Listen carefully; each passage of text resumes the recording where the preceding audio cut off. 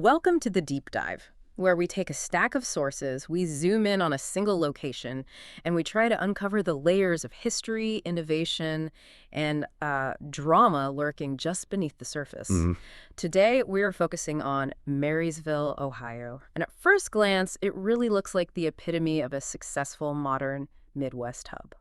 That's so right. I mean, you drive into Marysville, you see these global headquarters, advanced manufacturing. Yeah. But our sources just revealed this density of hyper-local stories. Right. We're talking famous blues singers, key industrial inventors, and political figures whose careers ended in just shocking tragedy. So our mission today is to cut through the noise of that modern industrial profile and really show you how these local legacies connect directly to massive national trends. Absolutely. Abolition, presidential politics, environmental conservation. It's all rooted right here. And we can start with that foundational tension.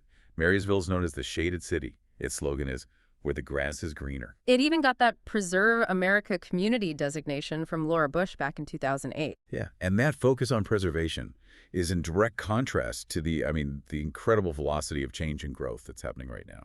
So let's unpack that modern side of Marysville first. It was founded in 1819. It's the county seat of Union County. And it runs on a council city manager form of government, which is a structure that often dictates, how fast a city can adapt to growth. And that adaptation is just crucial because the growth is relentless.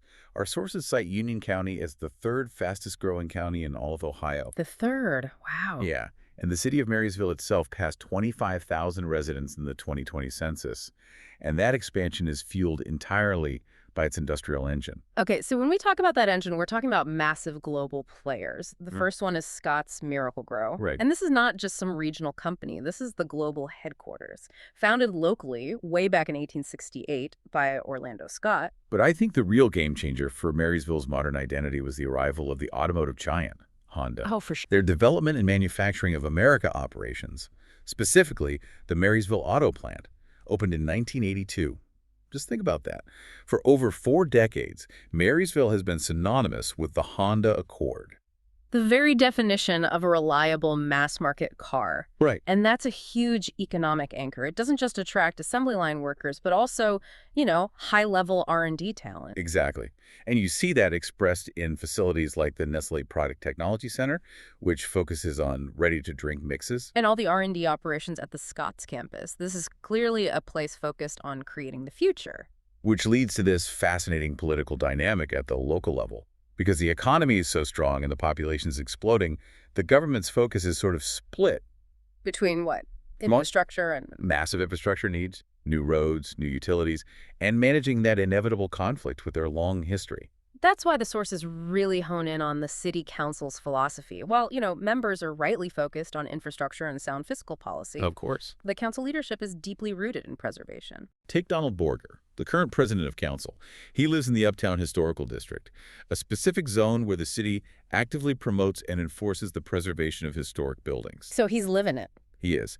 He emphasizes that Marysville has over 2 centuries of history that must be protected, and he often contrasts that heritage with the need for, responsible but very rapid growth. It's a constant balancing act. It is. Okay, so speaking of the industrial history that defines Marysville, let's zoom in on a figure who perfectly exemplifies local innovation having a global impact.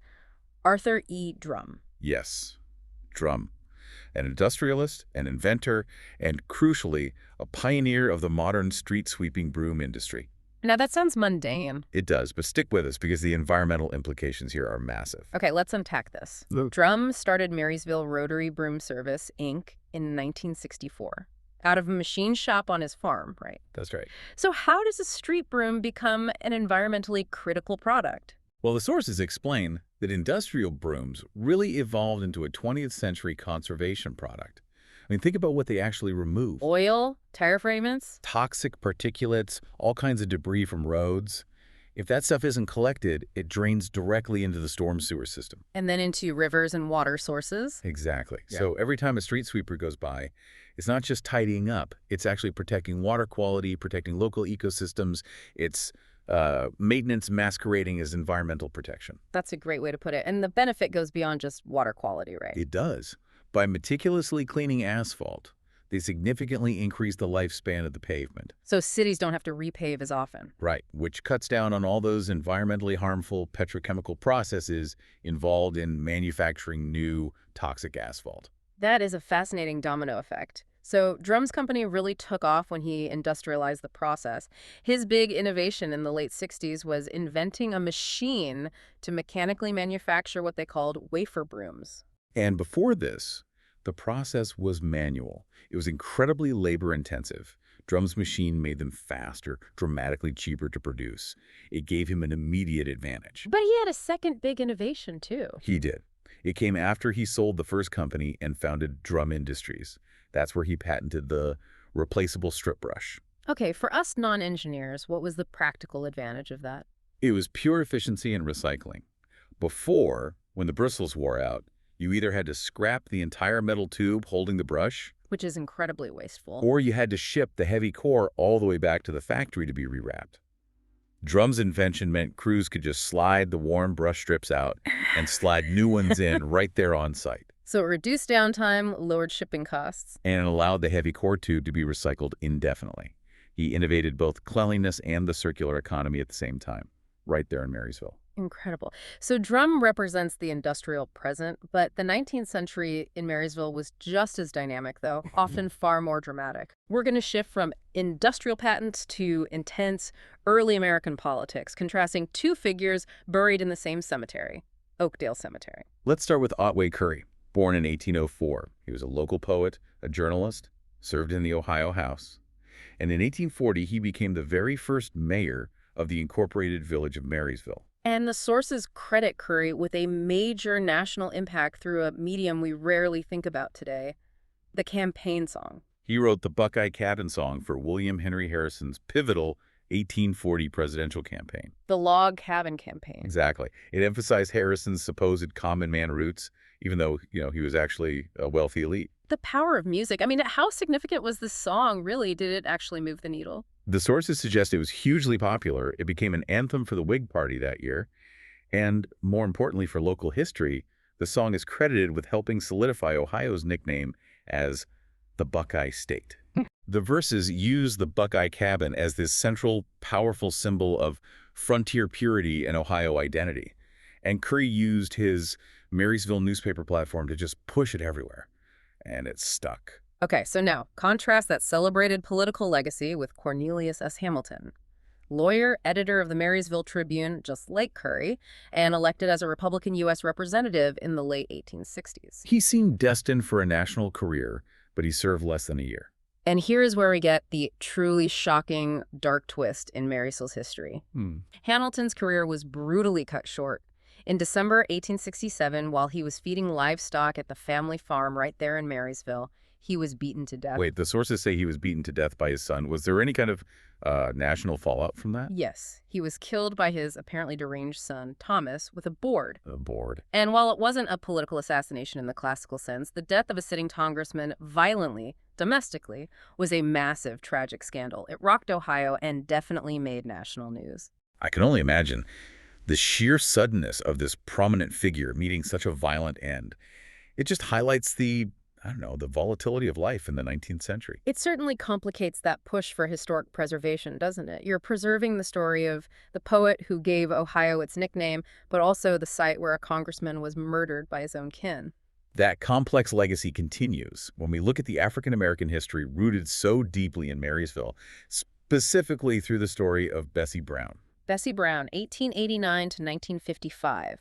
Known professionally as the original Bessie Brown. She was born and raised in Marysville, but she rose to national fame as a classic female blues, jazz, and cabaret singer. Right, on the East Coast, mostly between 1925 and 1929. Her voice was legendary. She was known for this distinctively deep vocal range, which actually allowed her to perform as a male impersonator in vaudeville. She recorded with prominent Harlem musicians and delivered songs that were really anthems of female empowerment, like Ain't Much Good in the Best of Men Nowadays. What's so fascinating is how Bessie's fame in the Roaring Twenties connects all the way back to Marysville's earliest history of freedom and resistance. That's the real aha moment in the sources. Yeah. Bessie was the descendant of early influential black residents of the area. Her grandfather, Wiley Evans, was a free man who settled in what was known as the Cotton/Settlement. A historically specific settlement of free black families near Marysville. But the truly pivotal figure in that family lineage was her great-uncle, Uncle Joe Mayo. Okay. Uncle Joe Mayo is perhaps one of the most important forgotten figures in Marysville history. He came north in 1848, freed by the will of his slaveholder. He settled in Marysville, worked as a well digger, but his true calling was the Underground Railroad. And Marysville was a critical stop on one of the main lines to Canada. It was. And it's just humbling to think about the risk involved. The scale of his work was massive. Uncle Joe Mayo is estimated to have personally helped 250 men and women travel north to freedom in Canada. 250 people. That is a staggering number of lives he changed through personal effort, enormous personal risk, directly defying the Fugitive Slave Act. And the sources show that this powerful legacy of community leadership, it didn't stop there. This thread continues right into the modern civic structure. Bessie Brown's descendant, Clifton Brown, served as Marysville's first black mayor. From 1975 to 1979, a legacy of freedom and resistance evolving directly into political governance. Incredible. So, to tie Marysville's unique civic thread back to the state level, we can look at the professional talent that starts here, but ultimately influences the larger infrastructure of Ohio. And we see this specifically through figures recognized by the Ohio State University for their distinguished service. Exactly. It shows the city isn't just a place for global industry, but a genuine incubator for top talent in public service and academics. Absolutely. Take Melissa M. Conrath. She got her PhD from OSU, but she began her career teaching science right there in Marysville. And she went on to become Central Ohio's first female superintendent, demonstrating a local teacher rising to the highest levels of educational administration. Yeah. Profoundly impacting thousands of students. And then on the health side, you have Dr. William B. Farrar, recognized for nearly 5 decades at the OSU Cancer Center, the James.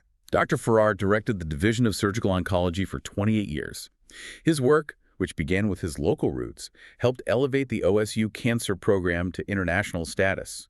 He trained over 70 fellows who are now leaders in their own medical fields worldwide. So Marysville might be the starting line. But its citizens clearly export profound civic leadership and expertise across Ohio and beyond. So we started this deep dive focused on that tension between Marysville, the Preserve America community, and Marysville, the third fastest growing county. And what we found is a community whose character is really defined by those very contrasts. From Arthur Drum innovating industrial efficiency, environmental protection, to Bessie Brown exporting her unique art nationwide. And the historical reality that a celebrated campaign poet coexisted with a congressman who met a dark, violent end at the hands of his own son. It's a city where industrial titans and automotive giants coexist with the descendants of abolitionist heroes. So what does this all mean for you as you consider the challenges faced by growing American towns?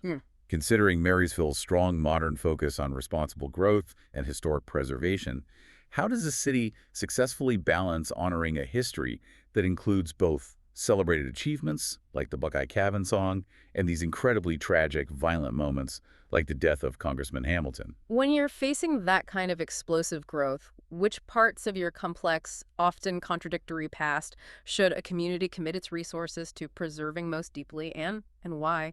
That's a question worth mulling over long after this deep dive is complete. Indeed. We'll leave you with that thought. Thanks for joining us for the deep dive.